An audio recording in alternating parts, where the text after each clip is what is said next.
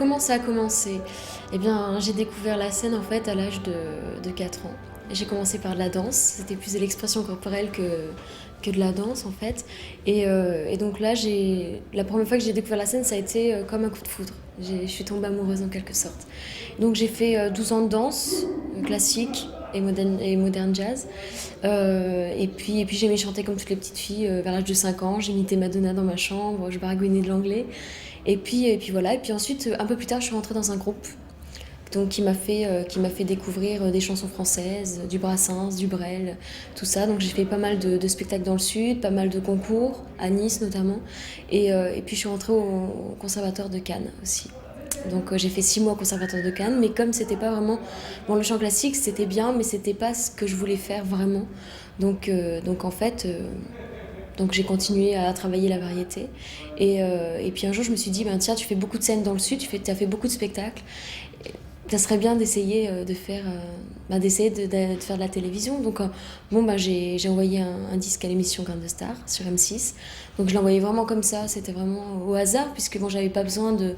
Mon but, c'était pas de percer, c'était vraiment d'avoir une nouvelle expérience. Donc voilà, j'ai envoyé une cassette, j'ai été sélectionnée, je suis passée à l'émission, et puis quelques jours après, on m'a appelé en me disant, bah voilà, on nous a proposé de te faire passer un casting, Roméo et Juliette, c'est sérieux, c'est bien, tu vas voir. Et donc moi je ne connaissais pas du tout Roméo et Juliette, je savais pas du tout l'ampleur que ça allait avoir. Et donc voilà, c'était la première fois que je montais à Paris, que je prenais l'avion, et c'était mon premier casting. Et voilà, tout ça, ça s'est passé en l'espace d'un mois. Alors oui, oui, le moment de ma mort, oui, il faut calculer quand même pour tomber. Moi, j'ai beaucoup de mal toujours de tomber, parce que c'est vrai que bon, je me poignarde, je tombe, mais après, c'est sûr que je ne peux plus bouger, puisqu'il faut que bon, je reste dans la même position. Donc il nous est arrivé à Damien et à moi de se trouver dans des positions pas possibles, et puis d'être obligés de rester comme ça. Donc après, on se revient, on a des torticolis, on a des crampes, mais bon, oui, il faut faire attention. Puis c'est pas évident de tenir un poignard comme ça fait des bleus au ventre. Et bien donc, j'ai été choisi comme Roméo sur Roméo et Juliette. Ça s'est passé, on était à Bruxelles, j'étais encore doublure sur Notre-Dame de Paris. Et puis ce soir-là, j'interprétais le rôle de Phébus. Et dans la salle, il se trouvait Gérard Presgurvic, Evelyne Presgurvic et Alain Giffard qui étaient là ce soir-là. Et puis j'ai fait le show pendant 2 heures et demie. En fait, ça a été un petit peu, là ils m'ont vu pendant 2 heures et demie et sur scène, évoluer sur scène, chanter, jouer à la comédie et tout ça. Et puis juste après, on s'est vu dans le hall de l'hôtel et ils ont commencé à me parler d'un projet qu'ils avaient qui s'appelait Roméo et Juliette en comédie musicale. Et puis ils me voyaient bien en tant que Roméo et puis ils voulaient voir si ça me tentait ou pas. Évidemment, ça me tentait un petit peu beaucoup. Comme j'étais doublure, moi, je pensais que c'était un de nombreux projets qui allait se faire et qui allait partir en fumée au bout d'un moment. Et puis pas du tout. Une semaine après, on m'a rappelé. J'ai été faire deux trois trucs, deux, trois chansons avec Gérard chez Caroline Petit. Et puis après, j'ai eu Gérard Louvain au téléphone qui m'a dit écoute, bonjour Roméo, c'est toi notre Roméo. Et puis ça s'est fait comme ça, en fait, tout simplement. Et bien donc je suis Benvolio, je suis le cousin de Roméo. Voilà. Et c'est un personnage que j'aime beaucoup interpréter puisque c'est le seul qui est quand même vivant d'un bout à l'autre du spectacle. Il se trouve que tous les autres jeunes personnages meurent les uns après les autres dans des circonstances horribles, sauf moi. Donc déjà c'est un avantage parce que je suis payé plus cher. Non, je rigole. Je suis d'un bout à l'autre, ce qui te permet de construire un personnage d'un bout à l'autre du spectacle. Et c'est quand même très intéressant. D'autre part, j'ai des très jolies chansons à chanter, et ça aussi, c'est pas négligeable.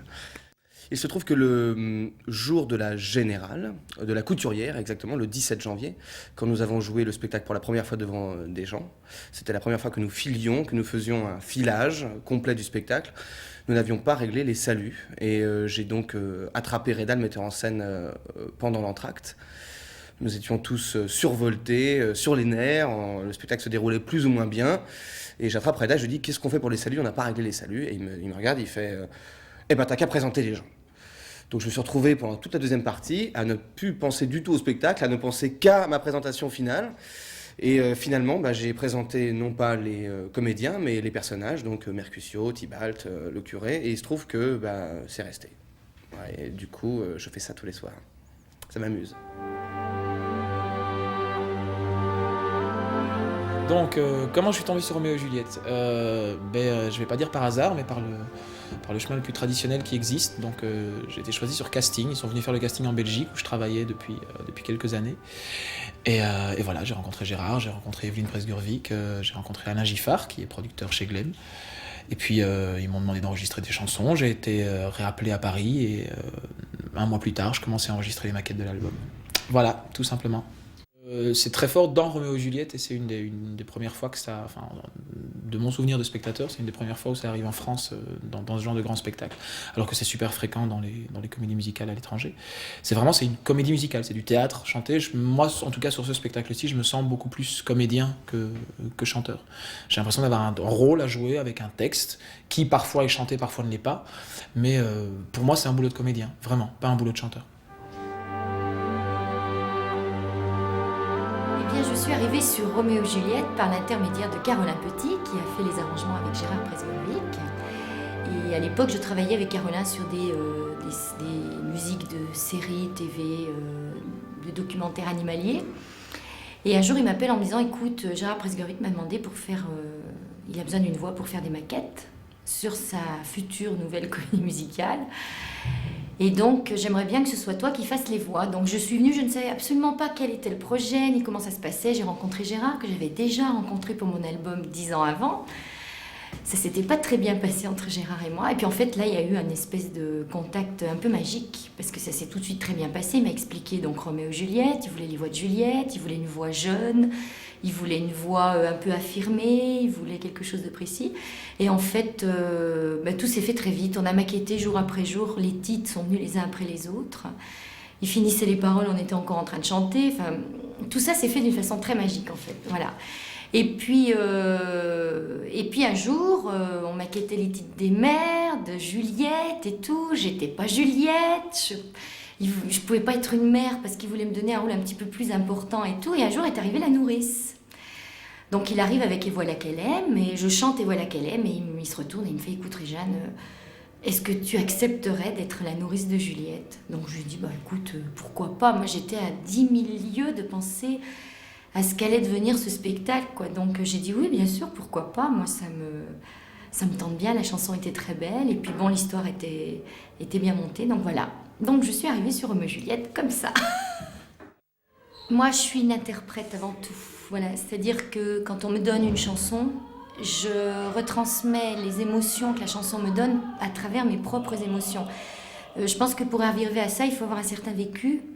J'ai un certain vécu, je n'ai pas peur de le dire. J'ai beaucoup galéré dans ce métier, énormément. Chanter, c'est vital, comme tous les chanteurs le diront, ça c'est clair.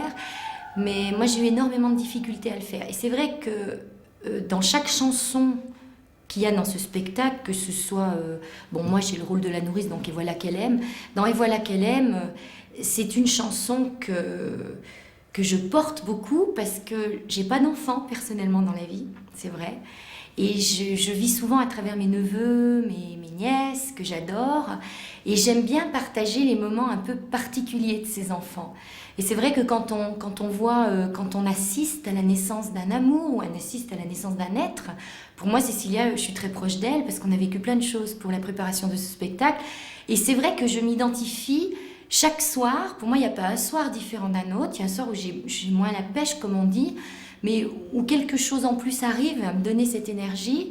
Mais chaque soir, pour moi, c'est quelque chose de très important, ce passage, parce que c'est le moment où je dis aux gens, où j'explique aux gens qu'elle voilà qu'elle aime, et je les prends à partie, parce que je leur dis, vous qui savez que l'amour peut tuer, qu'est-ce que je peux faire, quoi? Aidez-moi, et c'est là où je vais les chercher. C'est peut-être ça qui fait aussi le fait que l'ovation arrive à ce moment-là, parce que je vais vraiment les chercher, mais je vais vraiment les chercher, je cherche vraiment de l'aide. C'est pas seulement être sur scène, essayer de mettre quelque chose, non, c'est vraiment aller les chercher. Mais je pense que dans ma façon d'interpréter, je suis souvent comme ça, parce que je suis souvent très proche des gens, et je vais souvent capter les gens le plus haut possible. J'essaye de les ramener, c'est vrai, je voudrais un peu les mettre avec nous pour ressentir tout ce qu'on ressent. Bonjour, Sébastien Château, le comte Capulet. Je suis très content d'être parmi vous déjà. Et moi, je vais vous parler un peu de moi. Bon, donc je suis arrivé sur cette comédie musicale. J'ai mené 2 copains faire le casting, 2 amis, chanteurs, et je comptais vraiment pas le faire. Et ils m'ont inscrit. Donc j'étais là, et M. Gérard Presgurvic et Alain Giffard m'ont appelé en me disant « Viens, ça vient à toi ». Je suis monté, j'ai fait une chanson que j'ai composée à l'époque, et ça l'a fait de suite, quoi. Alors donc j'ai été pris, pas tout de suite, j'ai attendu comme tous les autres, et puis un beau jour on m'a appelé, c'est-à-dire 20 jours, un mois après, me disant « Bon ben t'as le rôle ». Voilà. Et je suis très content d'être dans cette comédie musicale, parce que moi, peut-être vous me connaissez, c'est pas peut-être, vous me connaissez, je faisais une émission qui s'appelait La Classe, où il y avait des comiques, où je faisais le chansonnier, donc de passer d'un registre à l'autre, c'est pas que ça a été dur, mais ça s'est bien passé. Oui, tout s'est bien passé, à part mon accent, parce que j'avais un petit accent marseillais, donc je l'ai gommé un petit peu, de temps en temps il me revient, mais je l'ai gommé un petit peu. Et bon, de toute façon, je suis marseillais, et je resterai marseillais, quoi, voilà.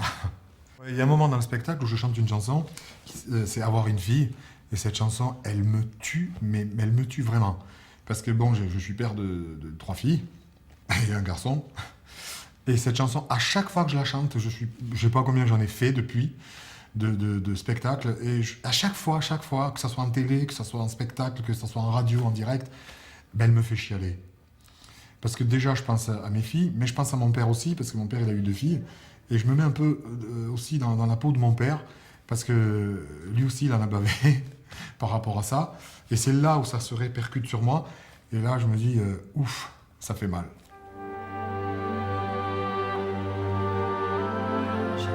J'étais dans un bar, et j'ai des amis qui m'ont dit, tiens, demain matin, il y a une audition. Pour une comédie musicale, c'était genre à 10h le matin, et moi je suis pas du tout du matin, quoi, donc je dis bon, ouais, bon. Puis j'y suis allé.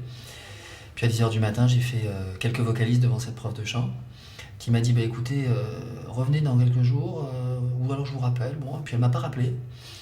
Puis un mardi soir, j'étais couché dans mon pieu, et puis il y a quelqu'un qui m'appelle, qui me dit, mais Tom, qu'est-ce que tu fais? Je dis, qu'est-ce qu'il y a? Mais il dit, viens, il y a Presgurvic, Louvain, Moine, toute l'équipe qui sont au Lewis Café, qui était un endroit où je travaillais quelques années auparavant. Dépêche-toi de venir, ils sont en train de faire les auditions. Alors à 1h du matin, j'ai sauté dans un jean, et puis je suis allé chanter quelques chansons. Gérard Presgurvic m'a demandé de revenir chez Glem encore un matin à 11h. Là, tu rentres dans le bureau, t'as 6 bonhommes qui te regardent, bonjour, allez-y, chantez. Ouh. Donc j'ai envoyé Le Temps des cathédrales, parce que c'était la chanson qui marchait bien à l'époque. Et puis Puisque tu pars, qui est une chanson qui commence assez doux de Jean-Jacques Goldman.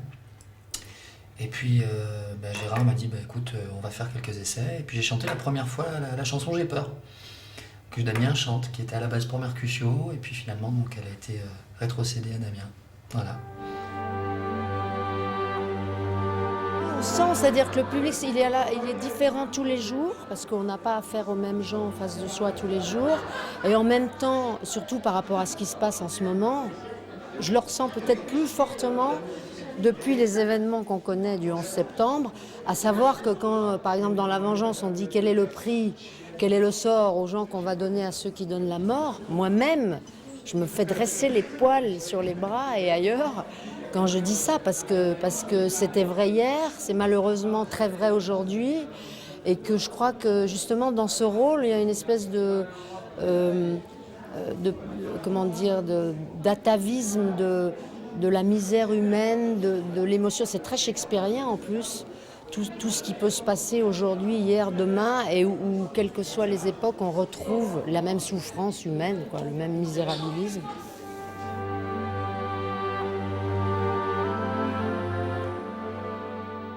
J'ai fait un petit essai maquette avec Gérard.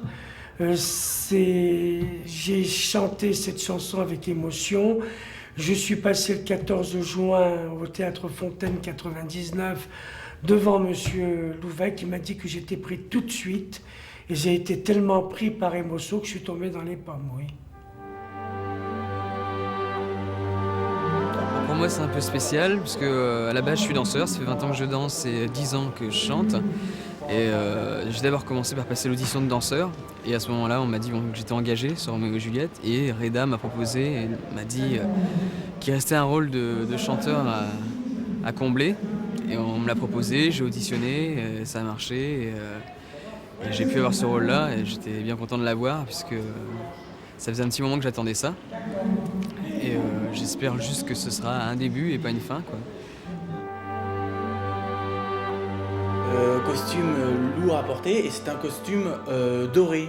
Donc c'est vrai que chez Roméo et Juliette, il y a les rouges, les Capulets, les bleus, les Montaigu et moi je suis en doré au milieu. Donc bon, on me voit pas beaucoup sur scène, mais quand j'arrive, on peut pas me louper, ça c'est certain.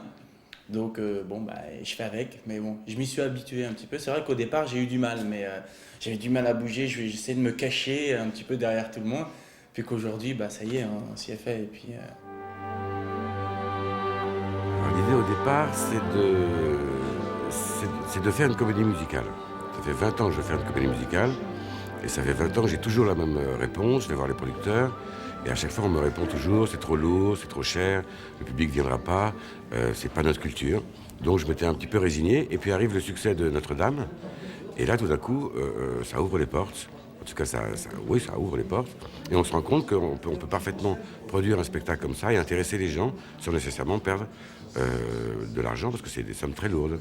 Donc je suis content parce que je vais enfin pouvoir faire une comédie musicale. Maintenant, il me faut le sujet. Et le sujet, je ne l'ai pas. Alors j'ai une vague idée de sujet sur la télévision. Bon. Et ma femme Evelyne me tanne depuis des semaines en me parlant de Roméo et Juliette. Et moi, Roméo et Juliette, je dis, pour moi, c'est quelque chose d'assez poussiéreux, d'ancien, quoi. Donc bon, je dis pourquoi pas, enfin, je m'accroche à mon idée de télé. Je vais voir Gérard Louvain, je lui dis, j'ai une idée, je lui dis écoute, cette année, c'est Notre-Dame, l'année prochaine, c'est nous. Bon, je vois, il ouvre un œil, il me dit, t'as un sujet? Je lui dis, évidemment. Et je lui parle de mon idée de télé. Je vois, je me prends un bide, ça passe complètement au-dessus. Et je dis, sinon, j'ai Roméo et Juliette. Alors là, je vois que ça l'intéresse. Il me dit, t'as des chansons? Je dis, mais évidemment. Il me dit, tu peux me faire écouter? Mais oui, il me dit, quand? Bah, je lui dis, j'essaie de gagner du temps. Je dis, disons, de la semaine prochaine. Il dit, d'accord. Je rentre chez moi et je fais les 3-4 premières, dont Aimer, La haine. Et je reviens le voir la semaine d'après, et ça lui a plu. Et à ce moment-là seulement, j'ai commencé à m'intéresser à Roméo et Juliette, et je me suis rendu compte de la richesse de l'histoire et de ce que je pouvais en faire. Alors il y a une deuxième vie maintenant au projet, c'est l'étranger. C'est-à-dire que beaucoup de pays, dont les plus emblématiques, comme l'Angleterre, où il se fait des comédies musicales depuis des années, où c'est leur culture. Parce que la différence entre l'Angleterre et la France, c'est qu'en France, un type qui vient de province, il va aller voir Jean Lefebvre, que j'aime beaucoup. Mais bon, et alors à Londres, il va demander au portier de son hôtel quels sont les musicals, quelles sont les comédies musicales qui jouent. Et peut-être que si nous, on arrive à offrir au public dans les années à venir pas mal de comédies musicales, alors peut-être que la culture va changer. Et tout d'un coup, les gens de province, on viendra voir spontanément une comédie musicale comme on vient voir du boulevard. Et donc la grande surprise, c'est qu'à l'étranger, on n'est pas du tout ridicule. Ils nous trouvent même assez forts, puisqu'on va jouer, en Angleterre, probablement aux États-Unis, on va jouer en Russie, en Allemagne, au Japon, dans l'Amérique du Sud. On va jouer pratiquement dans le monde entier. Ce qui veut dire que finalement, j'ai fait de la comédie musicale comme Monsieur Jourdain, sans le savoir. À force de les regarder, j'ai dû intégrer comment ça marchait.